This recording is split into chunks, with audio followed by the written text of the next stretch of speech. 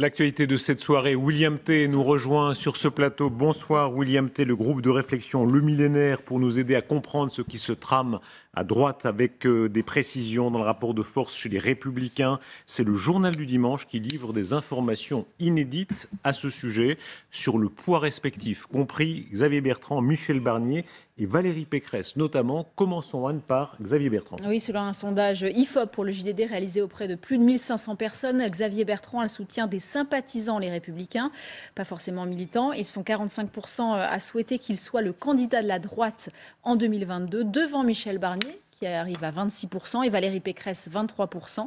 Bertrand est donc bien devant. Premier renseignement, ce soir, on voit qu'on va voir c'est différent pour les parlementaires LR, mais en termes de sondage des sympathisants LR en général, Xavier Bertrand se pose là.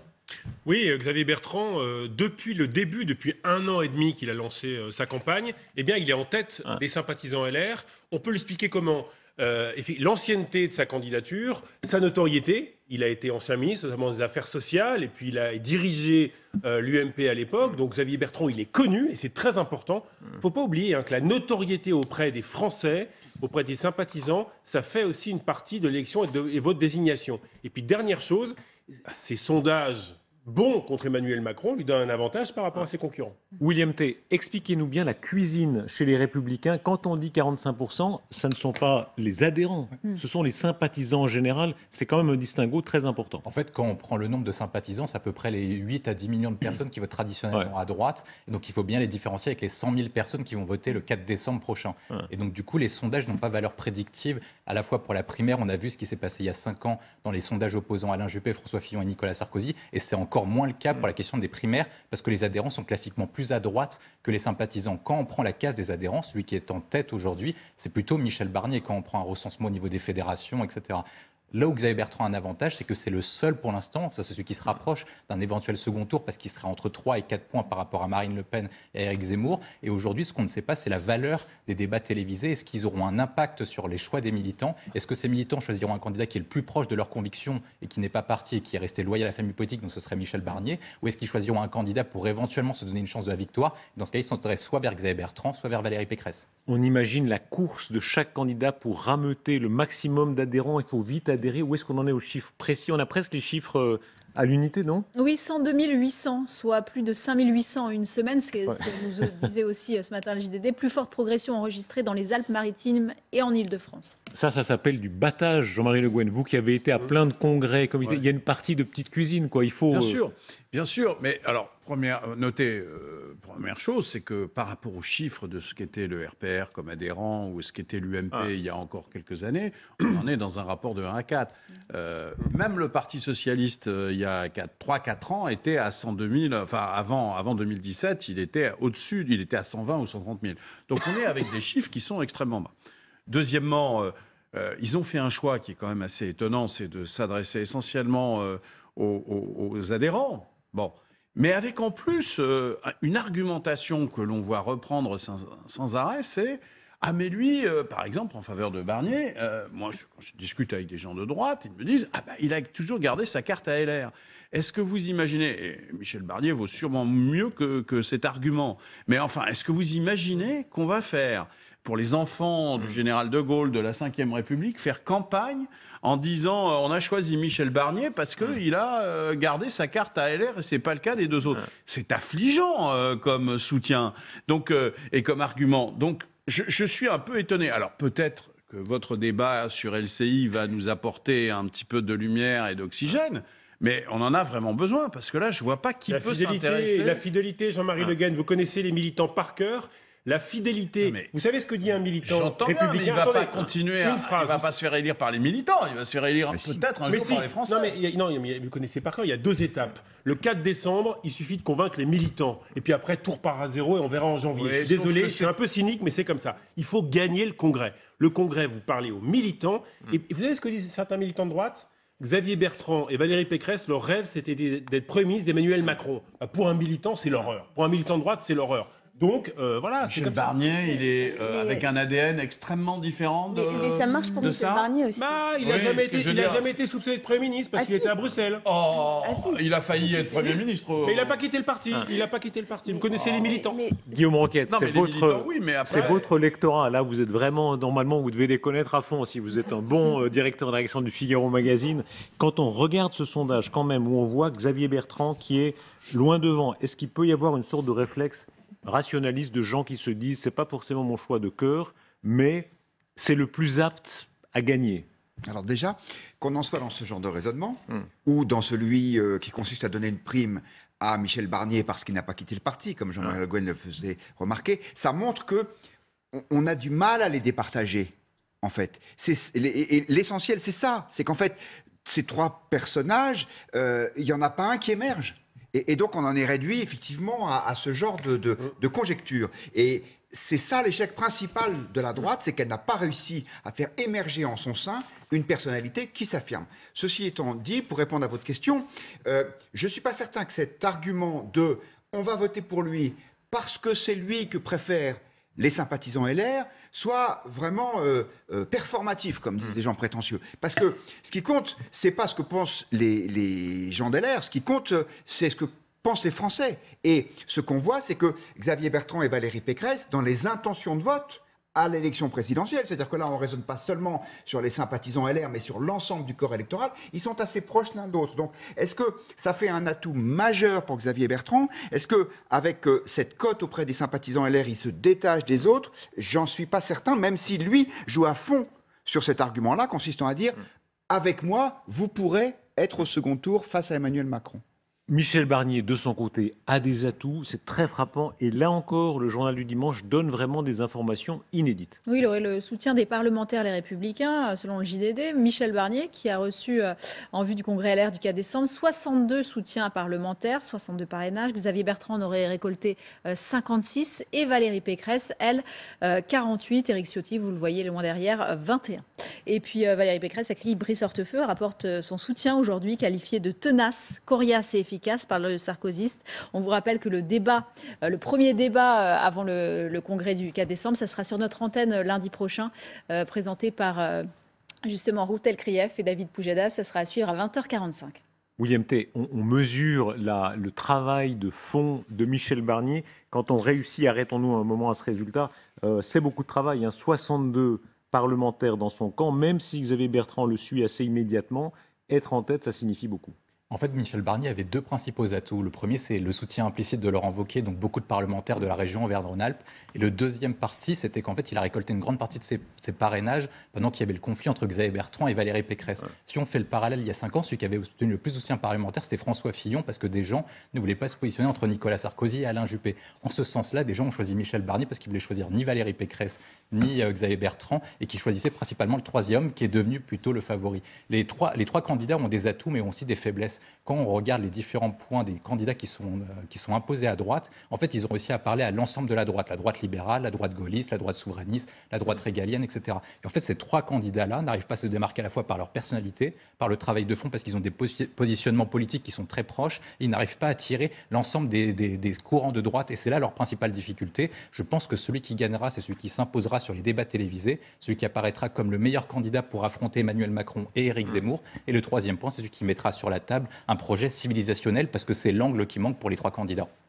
Je crois qu'on est dans une présidentielle. Une présidentielle, malheureusement, ce n'est pas les programmes, ce n'est pas les projets. Qui lit les programmes, qui lit les projets et en 2021, encore plus qu'en 1985, une présidentielle, c'est la télévision. C'est à la télévision qu'on fait la différence. Le nombre de duels de second tour où tout d'un coup, il y a eu 100 000, 500 000 voix déplacées. Et le premier débat, le 8 novembre, sur LCI, va montrer quel est celui qui, après, pendant 4 mois, va être capable d'avoir du charisme, de la chair, du leadership. C'est ça, une présidentielle. C'est un combat entre des femmes et des hommes. En plus, aujourd'hui, c'est comme une série. Si vous avez un mauvais acteur ou une mauvaise actrice, c'est même pas la peine d'y aller. Donc ce débat-là va montrer celui qui est le meilleur sur le fond, mais également dans la présentation télévisuel de ce qu'il est, de ses programmes. Vous parlez de charisme. Évidemment, les coups et les coups bas commencent à voler. C'est dans le Parisien, cette citation attribuée à un proche de Michel Barnier, on va la lire, proche de Xavier Bertrand, cité par le Parisien. À la comparaison, il est meilleur que les autres, il est plus politique, plus polyvalent et plus dynamique. Barnier à l'image d'un mec techno, mais pas ringard. Dans les réunions, ça s'efface immédiatement. Les militants découvrent qu'il est chiant comme un jour de pluie sans Internet. C'était de circonstances. Évidemment, c'est un argument qui vont sortir beaucoup. Oui, mais en fait, pour comprendre ce qui se passe, je pense qu'il faut regarder ce qui s'est passé il y a 5 ans. La primaire de la droite, effectivement, le troisième homme, François Fillon, qui l'emporte parce que difficulté de départager Alain Juppé et Nicolas Sarkozy. Et puis, ce qui s'est passé aussi il y a presque 10 ans, c'est-à-dire au moment où Nicolas Sarkozy perd la présidentielle, Jean-François Copé et François Fillon s'affrontent pour la présidence de l'UMP. Tout le monde est persuadé que François Fillon va l'emporter parce qu'effectivement, dans les sondages, et celui qui est sorti très populaire de Matignon, et celui qui s'impose. Et puis, il y a des logiques internes. Et les logiques internes, c'est les parrainages, c'est le travail du terrain.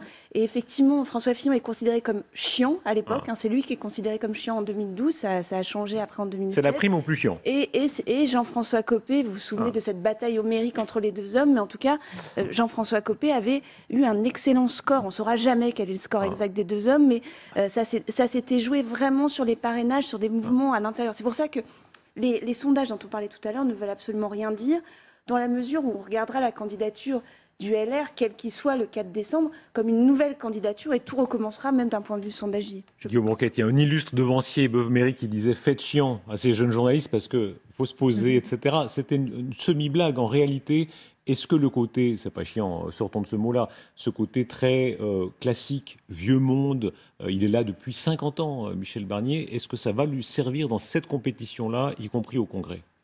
En tout cas, ce qui est un atout pour Michel Barnier, c'est que les militants LR, comme les Français, ne le connaissent pas. Et pour une raison assez simple, qui est que, en tant que commissaire européen, chargé du Brexit ensuite, il était soumis à une obligation de réserve dans la vie politique française. Et donc, tout commence, et là je suis d'accord avec Renaud, tout commence dans les débats télévisés, parce que je pense qu'il y aura un effet de curiosité sur Michel Barnier, qui sera un peu l'homme neuf, ce qui est un paradoxe, parce que vous le disiez à l'instant, il n'est pas entré la semaine dernière dans la vie politique, mais il a une espèce il a un côté surprenant dans sa candidature, parce que... On ne le voyait pas avant. Voilà. Les Français ne le voyaient pas. Voilà, parce qu'effectivement... Caché à Bruxelles. On ne le connaît pas. Ensuite, non, honnêtement, être chiant, pour reprendre votre expression, c'est pas un atout dans une campagne présidentielle. En revanche, être rigoureux, ça l'est. Et on peut être rigoureux et en même temps pugnace. On se souvient de François Fillon disant, imagine-t-on le général de Gaulle mis en examen. Dis donc, on l'avait rarement vu aussi cognant aussi fort. Donc Michel Barnier aussi peut se révéler, mais c'est pas non plus gagné parce que Xavier Bertrand a un vrai atout qui est la forme de rondeur, de proximité avec les gens. Et ça aussi, ça peut ressortir dans un débat télévisé où la psychologie des personnes compte au moins autant que les propositions. Et puis en plus, Xavier Bertrand, ses ennemis diront mime, ses amis diront il l'est. Très bien la fermeté. Sur la fermeté, le régalien, sécurité, immigration. Voilà, j'ai battu Marine Le Pen, je sais ce que c'est que les Hauts-de-France, je sais ce que c'est que moi sur les migrants. Et quand Michel Barnier exprime tout ça, il a le côté techno-bruxellois. Donc les amis Xavier Bertrand disent, franchement, c'est celui qui a le plus d'appétit. Et dans les débats télévisés, il va montrer que face à Macron, il n'y a que lui. C'est ça la stratégie Bertrand, c'est la pugnacité. Il s'agit aussi de faire barrage sur la droite à Éric Zemmour. Éric Zemmour qui aspire une partie des électeurs de la droite dite classique. Écoutez ce que Alain Minc disait sur notre plateau tout à l'heure. Alain Minc, libéral, européen, très marqué contre Éric Zemmour, on va l'entendre d'ailleurs aussi à ce sujet, qui déclarait à quel point, selon lui, il y a un manque de résistance de la part de la droite LR à Éric Zemmour. Je suis très choqué et j'en ai marre de la mollesse collective à l'égard de Zemmour. Ça va, cette mollesse, pour une partie de ceux qui se réclament du gaullisme. Du gaullisme, il y a des gens qui ont eu des positions incroyablement claires et saines, comme Jean-François Copé, comme Valérie Pécresse, mais il y a des propos plus ou moins ambigus. Alors, qui est le plus ambigu à l'égard de cette partie droite, de cette aile droite de la droite qu'est Éric Zemmour ? Ils le sont tous, sauf Valérie Pécresse, j'ai l'impression, parce que de toute façon, ils ont une difficulté, c'est qu'ils n'ont pas de position commune sur Zemmour. En fait, les Républicains, depuis 2012, ne sont pas un projet pour, excepté François Fillon, mais ils font un projet contre. Ils font un projet contre François Hollande, en vue de provoquer l'alternance. Et là, ils font un projet contre Emmanuel Macron et contre Marine Le Pen pour pouvoir s'imposer, mais ils n'ont pas un projet pour quelque chose. Et en fait, ce qu'ils attendent, d'un côté, ils attendaient que Macron s'écroule, et il ne s'est jamais écroulé en 5 ans. Ils espèrent que Éric Zemmour va s'écrouler, et en ne l'attaquant pas directement, ils espèrent qu'une partie de ses électeurs reviennent, en fait, vers le candidat qui sera désigné à partir du 4 décembre. Et c'est cette difficulté-là qu'ils ont, même à l'égard du Rassemblement national, qu'ils n'ont jamais réussi à trancher. Je pense que sur Éric Zemmour, il y a 3 grandes stratégies. La première, c'est de mettre le cordon sanitaire classique de Jacques Chirac en disant il est incompatible avec nos valeurs, ce qui permet de préserver une distinction. Mais si vous faites ça, vous rapprochez inévitablement d'Emmanuel Macron et vous devez espérer qu'Emmanuel Macron s'effondre. La deuxième, c'est de dire que vous êtes d'accord avec Zemmour sur le constat, mais que vous proposez des solutions différentes. C'était la stratégie de Nicolas Sarkozy face à Jean-Marie Le Pen en 2007. Après, vous avez la troisième stratégie qui est la pire, c'est de rien dire du tout. Et au final, vous faites mort des deux côtés parce qu'une partie des électeurs vont chez Macron en se disant que c'est lui le meilleur rempart par rapport à Éric Zemmour, et de l'autre côté en se disant qu'ils sont trop mous. Donc du coup, ils vont voter Éric Zemmour, qui se diront qu'il a plus de courage que les LR qui sont trop mollassons. Qu'est-ce qui se passe chez les LR par rapport à Éric Zemmour? Des 3 candidats principaux, comment est-ce qu'ils se situent? Je pense, sincèrement, à titre personnel, je pense que les 3 n'ont absolument rien à voir avec Éric Zemmour. Je pense que, d'ailleurs, à vrai dire, ils sont très décalés par rapport à la réalité politique de LR. Je veux dire, que ce soit Barnier, que ce soit Bertrand, que ce soit Pécresse, ils sont beaucoup plus à gauche que ne le sont les militants qui vont avoir à les départager. Quand je dis à gauche, on se comprend, enfin bref. Ça veut dire, pardon, si on vous comprend bien, Jean-Marie, est-ce que ça veut dire que si Éric Zemmour se présentait, pure hypothèse d'école, mais imaginons qu'il puisse se présenter à un congrès LR, il pourrait ramasser une partie de la mise? Mais bien sûr, parce qu'on voit bien qu'il y a un certain nombre de gens chez les LR qui ont une vision peut-être pour le coup d'après, ou qui se disent de toute façon, ils voient bien que la trajectoire de Zemmour, c'est quelque part, au moins dans un premier temps, de tuer Le Pen. Et Le Pen est vécu comme étant un obstacle permanent à l'arrivée de la droite au pouvoir, parce qu'il la divise, etc., quand il ne passe pas devant. Ça fait 10 ans que ça dure, ils sont hors du pouvoir depuis 10 ans. Hein. Voilà. Et Le Pen étant l'obstacle, le caillou infranchissable de cette affaire. Et donc, dans un premier temps, ils analysent Zemmour comme étant celui qui va faire exploser. Dans un deuxième temps, quelque part, il parle aussi à des valeurs, à des réminiscences. Minck a dit des choses qui étaient assez intéressantes de ce point de vue. Il parle à une partie de gens qui ont des valeurs qui sont communes avec une base de LR. Et dans ce dépassement que propose Zemmour, il propose à la fois l'effacement de la maison Le Pen, mais le dépassement de la droite et de l'extrême droite dans une fusion sur une ligne commune quelque part.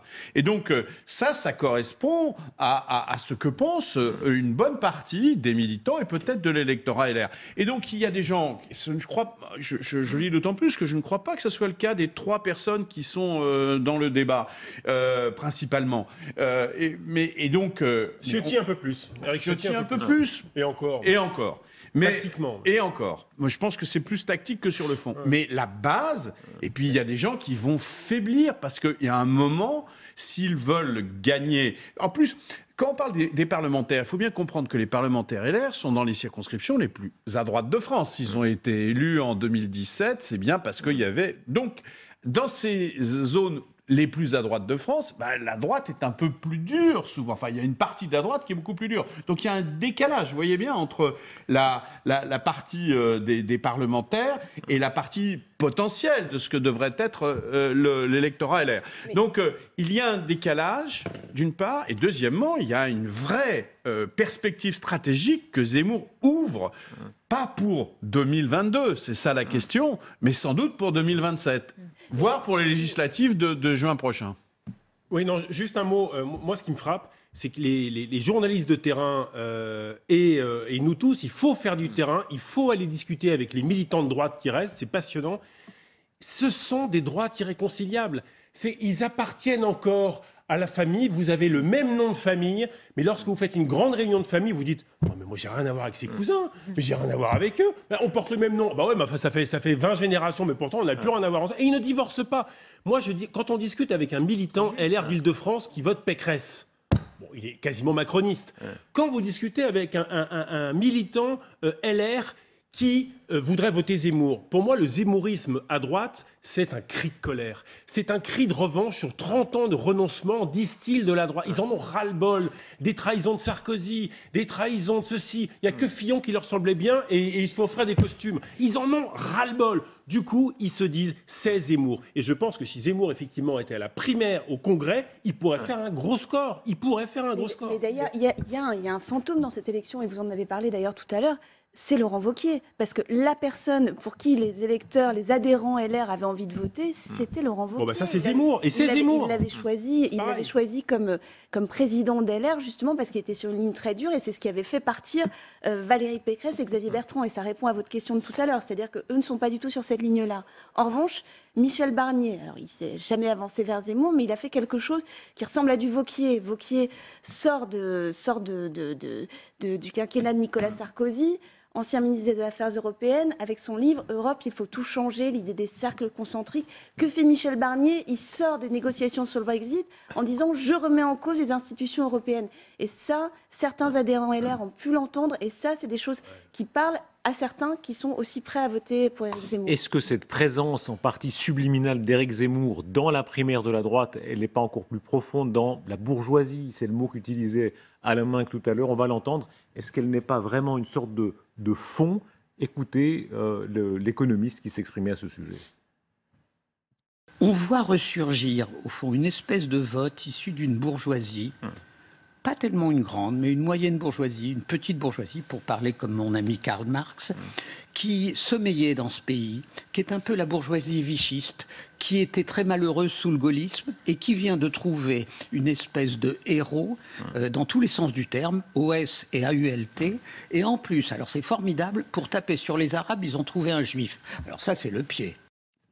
William T, c'est fascinant l'histoire. On est en 2021 et Alain Minc dit il y aurait encore la survivance d'une espèce de vieille lame de fond vichiste, mais post-vichiste, d'une certaine droite qui n'était pas si gaulliste que ça, au fond. Mais en fait, quand on prend l'historique de la droite, pour reprendre ce qu'a dit Renaud Pila, il y a toujours eu plusieurs droites. Il y a eu la droite, pour reprendre René Raymond, la droite orléaniste, bonapartiste et légitimiste.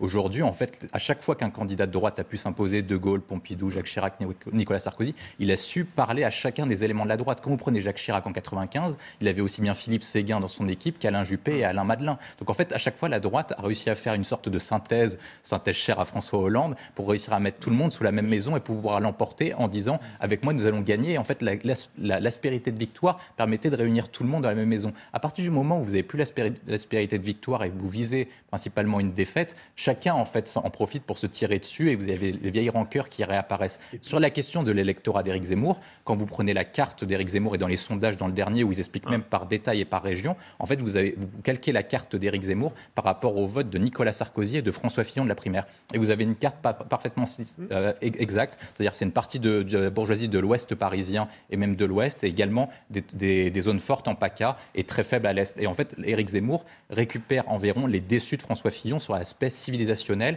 et François Fillon était monté dessus dans les derniers mois de la primaire quand il avait parlé de vaincre le totalitarisme islamique, c'était le premier point, et lorsqu'il avait affronté Charline Von Ecker à l'émission politique, il avait affronté la bien-pensance médiatique, et c'est les deux points sur lesquels Zemmour progresse, et c'est là où les candidats LR sont trop faibles. Je pense que les candidats LR font une erreur stratégique, c'est qu'ils ont une volonté de se centriser, alors que leur électorat se droitise, même la France se droitise. Est-ce que vous entendez ça, Guillaume Roquette, dans cet électorat bourgeois de droite qui voudrait une droite plus assumée chez les LR? Alors j'entends beaucoup plus ça que l'argument d'Alain Minc, selon lequel ce serait le retour de la France pétainiste. Là, je crois que notre ami, il est complètement aux fraises. Au contraire, les électeurs de droite qui soutiennent Zemmour, et moi je le vois dans le courrier des lecteurs du Figaro magazine, ils disent « Mais pourquoi est-ce qu'il est parti sur cette réhabilitation de Pétain? Ce sont des vieilles histoires, laissons ça derrière nous, c'est pas ça le sujet. » Donc, pas montrer le squelette dans l'armoire. Mais la réalité, elle est là, il y a un squelette dans l'armoire. Mais franchement, enfin... Et il les a écrits. Écoutez, je ne sais pas, mais... Enfin, je le crois. Oui, non, c'est possible, mais en plus... Il y a une forme d'inconscient, dites-vous, parce qu'on est en 2021, encore une fois, c'est très loin, mais une forme de vieille blessure qui n'est pas tout à fait guérie. Je ne dis pas que c'est identifié. Mais enfin, mais ça n'existe pas, je veux dire, où est-ce que vous les voyez il y a un parti pétainiste en France, je veux dire, depuis François Mitterrand, plus personne... C'était le dernier pétainiste, dites-vous. En tout cas, c'était le dernier qui mettait qui florissait la tombe du maréchal Pétain, le héros de 17 probablement, et à juste titre. Mais vraiment, je pense que là, c'est une facilité. C'est une facilité consistant à dire Zemmour égale Pétain, et comme ça, il est discrédité. Mais je pense que c'est à mon avis, il se fourvoie dans cette voie-là, Éric Zemmour, mais ça, c'est un point de vue personnel. Mais écoutez Éric Zemmour, écoutez-le à Rouen, écoutez-le à Biarritz. Il cite le général de Gaulle toutes les 3 phrases. Je veux dire, pour un pétainiste, ça se pose là. Je vous rappelle que Pétain avait condamné à mort le général de Gaulle pour désertion en 1940. Donc, je crois que oui, il y a un désir. Mais il prend tout, il prend et De Gaulle et Pétain. Oui, c'est ça la francité. Mais vraiment, enfin, je veux dire, je pense que c'est surréaliste. Et vous avez raison. C'est un peu de sa faute aussi. C'est un peu de sa faute aussi. C'est lui qui a fait revenir ça. Oui, voilà. Alors l'idée qu'il faille réhabiliter Pétain pour permettre. Non, mais je connais votre argument parce que vous l'avez développé dimanche dernier. Il est intéressant conceptuellement. Mais Guillaume Roquette, sans remonter à De Gaulle et à Pétain, est-ce que c'est pas cette partie de la droite qui avait déjà des idées, qui n'aimait pas beaucoup De Gaulle, qu'il trouvait trop révolutionnaire, par exemple à l'époque de la participation, qui est une vraie droite vraiment conservatrice, pour qui même De Gaulle était par certains côtés... Mais De Gaulle était conservateur, veut dire De Gaulle avait une vision de l'Europe qui correspond à celle des souverainistes d'aujourd'hui. De Gaulle était un homme qui voulait garder à la France la maîtrise de son destin. Effectivement, il a fait la participation, mais honnêtement, c'est pas pour ça que les gens de droite le considèrent comme un marxiste. Je pense que ça fait partie de certains Français, il y a certains Français. Moi, j'entends en 69. Non, mais attendez, il y a certains Français de droite. Il y avait une coalition, les gens de gauche aussi votaient contre. La gauche était contre De Gaulle. Guillaume a raison, elle était contre De Gaulle de façon systématique. Ils sont peu nombreux. Ils sont peu nombreux, mais il existe des Français, moi je l'entends tort, qui disent De Gaulle, il a co-géré le pays avec les communistes. Tout ça était. Mais enfin, cette France, elle existe encore. Elle vieillit et elle meurt beaucoup, mais elle existe encore. Mais c'est quoi? Alors, De Gaulle, c'est l'homme qui a donné l'indépendance à l'Algérie. Je veux dire, c'est un homme qui est. Mais il y en a qui l'ont pas pardonné. Il y en a qui l'ont pas pardonné. Oui, mais ça joue peut-être dans gardez vos arguments pour un instant. Il est 23h. On va tout de suite, notamment, entendre le coup de gueule sur notre antenne d'Arnaud Montebourg, là aussi sur Éric Zemmour, et sur ce qu'est la droite aujourd'hui. Mais d'abord, les informations avec Anne. Des résultats et une incertitude. Voilà les 2 mots qui pourraient résumer ce G20 à Rome.